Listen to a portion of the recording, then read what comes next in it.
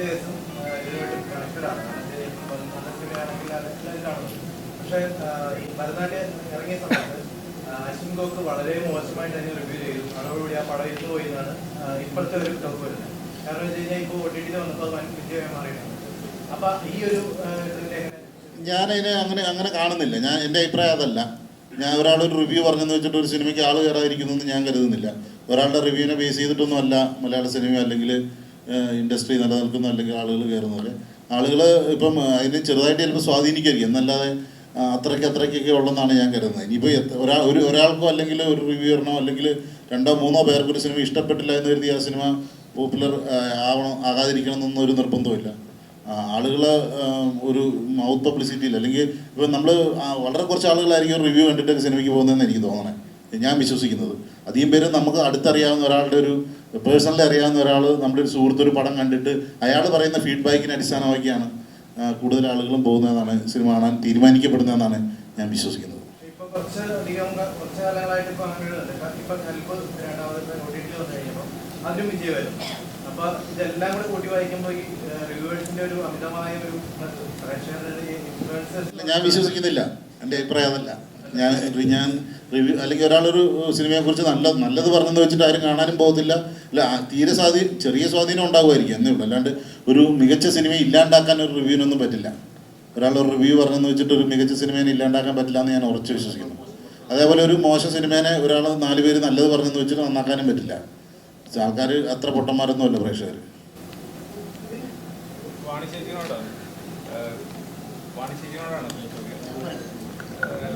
പണ്ട് കാലങ്ങളിൽ സിനിമകളിൽ ഒരുപാട് പുരുഷ മേൽക്കോയ്മ ഉള്ള ഒരു ഡയലോഗ്സും കാര്യങ്ങളൊക്കെ ഉണ്ടായിരുന്നു. സ്ത്രീ കഥാപാത്രങ്ങൾക്കെതിരെ തന്നെ ഒരുപാട് വാണിജ്യയുടെ ഒരു കഥാപാത്രം തന്നെ പിന്നീട് അങ്ങോട്ട് പ്രേക്ഷകർ അതിനെ ഗ്ലോറിഫൈ ചെയ്യുകയുണ്ടായി. അന്നത്തെ സിനിമയും ഇന്നത്തെ സിനിമയെ സംബന്ധിച്ച് സ്ത്രീകൾക്ക് കൊടുക്കുന്ന പ്രാധാന്യം എത്രത്തോളമാണ് എഴുത്തിലും സംവിധാനത്തിലും ചിത്രത്തിലും കണ്ടുവരുമ്പോൾ?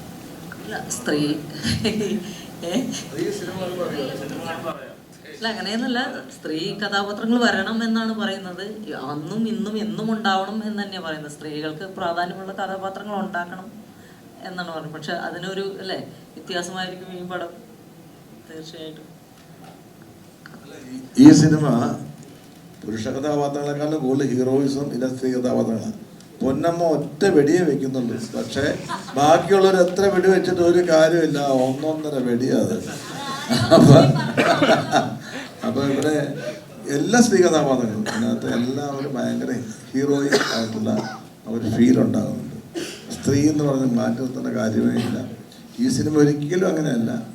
വെറുതെ പറയുകയാണ് സ്ത്രീ പുരുഷൻ എന്നൊക്കെ പറഞ്ഞാൽ. സിനിമയിൽ അങ്ങനെയില്ല. അല്ല, ആരും മനഃപൂർവ്വം സ്ത്രീകളെ താഴ്ത്തി കാണിക്കാൻ വേണ്ടി പങ്കെടുക്കുന്നതല്ലല്ലോ. ഒരു കഥ ചെയ്യുമ്പോൾ കഥയ്ക്കനുസരിച്ചുള്ള കഥാപാത്രങ്ങൾ വരുന്നതല്ലേ. ഈ സിനിമ കണ്ടാൽ നിങ്ങൾക്ക് എല്ലാവർക്കും അറിയാം എത്രത്തോളമാണ് സ്ത്രീകൾക്ക് ഇമ്പോർട്ടൻസ് എന്നുള്ള എല്ലാവർക്കും അറിയാം.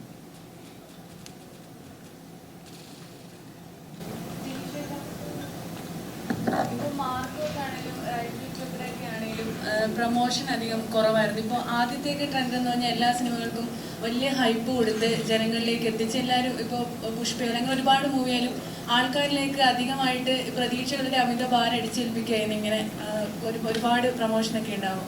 അപ്പോൾ റൈഫിൾ ക്ലബ്ബൊക്കെ ഈ പ്രൊമോഷൻ കുറവായിരുന്നു. സിനിമ കഴിഞ്ഞിട്ടാണ് ഇപ്പോൾ പ്രസ് മീറ്റ് ആയാലും വെച്ചിട്ടുള്ളത്. ഇപ്പോൾ മാർക്കോ ആയാലും നാളെ റിലീസിന് എത്തണം. അപ്പോൾ അത് ഈ നേരത്തെ റിവ്യൂവിൻ്റെ കാര്യം പറയും. ഇപ്പോൾ റിവ്യൂവിനെയൊക്കെ അങ്ങനെ പേടിച്ചിട്ടാണോ അതോ അങ്ങനെ ആൾക്കാരിൽ നിന്ന് ഇത്രയും ഹൈപ്പ് കൊടുത്തിട്ട് പടം ഇങ്ങനെ ആവും അങ്ങനെയൊക്കെയുള്ള റിവ്യൂകൾ വരുന്നത് കൊണ്ടാണോ ഇപ്പം അങ്ങനെ ഒരു ട്രെൻഡ് മാറിക്കൊണ്ടിരിക്കുന്നത്? ഒരു ട്രെൻഡ് മാറിയതൊന്നും എനിക്ക് തോന്നല്ല. അത് ഓരോ സിനിമയുടെ മാർക്കറ്റിംഗ് സ്ട്രാറ്റജി അനുസരിച്ചായിരിക്കും അത് അങ്ങനെ ചെയ്യപ്പെടുന്നത്. പിന്നെ എന്ന് വെച്ചാൽ നമ്മൾ സിനിമയിൽ പ്രവർത്തിച്ച കുറച്ച് ആൾക്കാർ സിനിമ ഇറങ്ങുന്നതിന് മുമ്പ് വന്നിരുന്നിട്ട് ഭയങ്കര തള്ളുതള്ളി ഭയങ്കര സിനിമയാണ്, നിങ്ങളെല്ലാവരും പറഞ്ഞ ആനയാണ് കുതിരയാണ് എന്ന് പറയുന്നതൊക്കെ എത്രമാത്രം എഫക്റ്റീവാണ് എന്നെനിക്ക് തോന്നല്ല. ഇതൊക്കെ ഇപ്പം കാരണം ഇപ്പം നമുക്കൊരു സിനിമ ഇന്ന് റിലീസായി രാവിലത്തെ ഷോ കഴിഞ്ഞ് ഉച്ച കഴിയുമ്പോഴത്തേക്കും കേരളത്തിൽ ഇപ്പോൾ ആ ഒരു സിനിമയോട് അടുത്ത് നിൽക്കുന്ന അല്ലെങ്കിൽ സിനിമ കാണുന്ന കേരളത്തിലെ ഒരു 90% പ്രേക്ഷകനും ഈ സിനിമയെക്കുറിച്ചുള്ള റിവ്യൂ അല്ലെങ്കിൽ ആളുകളുടെ അഭിപ്രായം കിട്ടിക്കഴിഞ്ഞ് അവരിന്ന് തന്നെ തീരുമാനിച്ചിട്ടുണ്ട് ഈ ആഴ്ച ഈ സിനിമ കാണണോ വേണ്ടയോ എന്നുള്ളത്. കേരളത്തിലെ മുഴുവൻ പ്രേക്ഷകരും തന്നെ തീരുമാനിച്ചിട്ടുണ്ട്.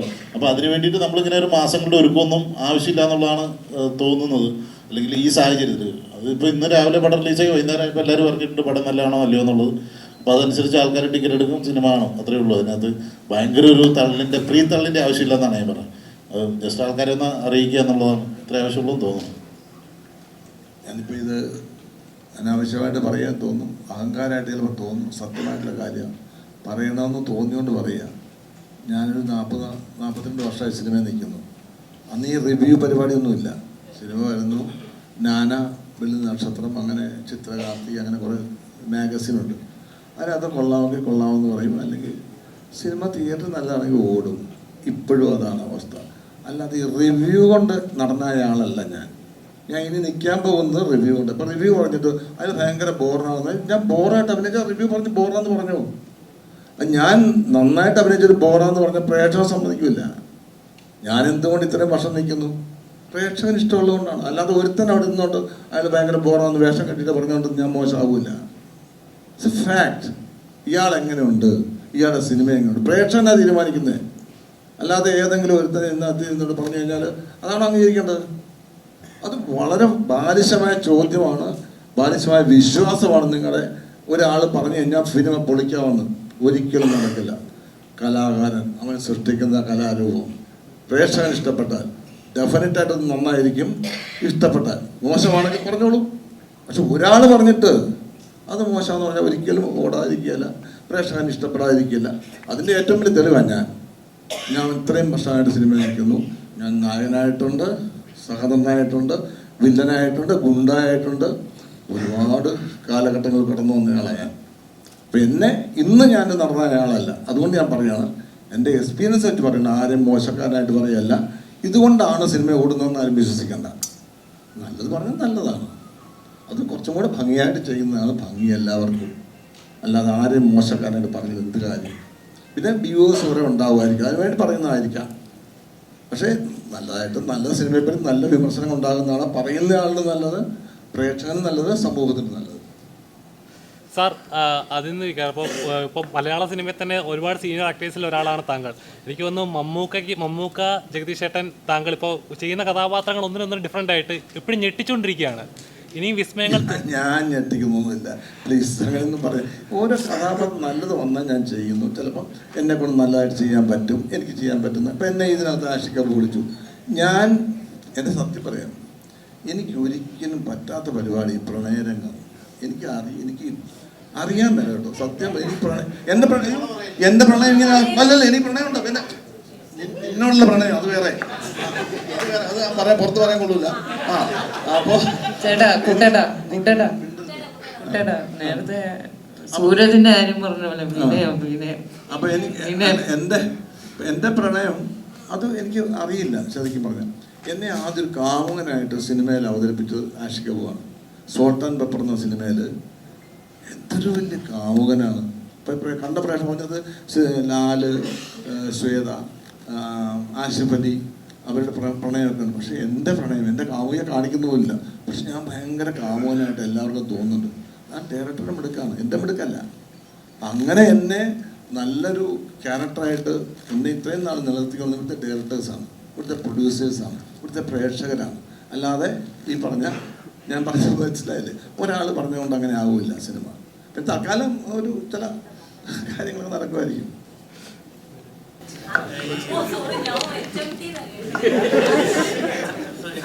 ഒന്ന് കൈ പൊക്കുക. ബിഗ് ഡോഗ്സ് ഇറങ്ങുന്നതിന് മുന്നെയാണ് റൈഫിൾ ക്ലബിൽ ഇന്നാവുന്നത്.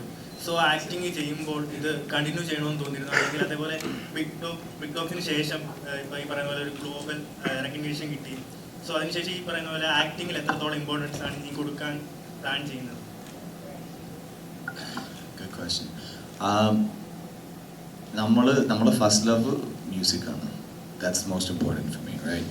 അതും ഞാൻ ഈ പ്രോജക്റ്റ് ചെയ്യണ മുന്നേ തന്നെ അത് ആശിക്കാരനോട് പറഞ്ഞതായിരുന്നു. This is something that is important to me. പക്ഷേ ഈ ഒരു എക്സ്പീരിയൻസ് ഉണ്ടായതുകൊണ്ട് I was able to see എങ്ങനെയുണ്ട് and how much I actually enjoyed it, right? It could be because of the cast, it could be because of the director and everything, but also personally എനിക്ക് ഈ experience എനിക്ക് കിട്ടിയതുകൊണ്ടാണ് എനിക്ക് ശരിക്കും ഒന്ന് കാണാൻ പറ്റിയത് എങ്ങനെയാണ്. ഇപ്പം നമ്മൾ ഇതുവരെ ഒരു മ്യൂസിക് വീഡിയോ ഒക്കെ ഷൂട്ട് ചെയ്യുമ്പോൾ it's very different experience, right? This is entirely different experience also. but അതിൻ്റെ സിമിലാരിറ്റീസ് ഉണ്ട് ബിക്കോസ് രണ്ടും ആർട്ടാണല്ലോ. Both are it's an experience personally and for the visual the audience. അപ്പോൾ അതുകൊണ്ട് ഓൾവേസ് മ്യൂസിക്കിൻ്റെ ഫസ്റ്റ് ലവ് ആവും. പക്ഷെ അത് let's see whatever happens, right? എനിക്ക് അങ്ങനെ ഒരു പ്ലാൻ വെച്ചിട്ടല്ലേ ഞാൻ ഇതിലേക്ക് വന്നത്. പാട്ടാണെങ്കിലും എന്താണെങ്കിലും because it's just I do what I can get to do and I enjoy doing it and I'm going to try my best. So role കിട്ടുകയാണെങ്കിൽ or if I see something that I enjoy or even if I want to try something out, I'll try. But whatever it is, അങ്ങനെ ഒരു plan വെച്ചിട്ടല്ല. Let's see. All the best for you, Fitch. Thank you, brother.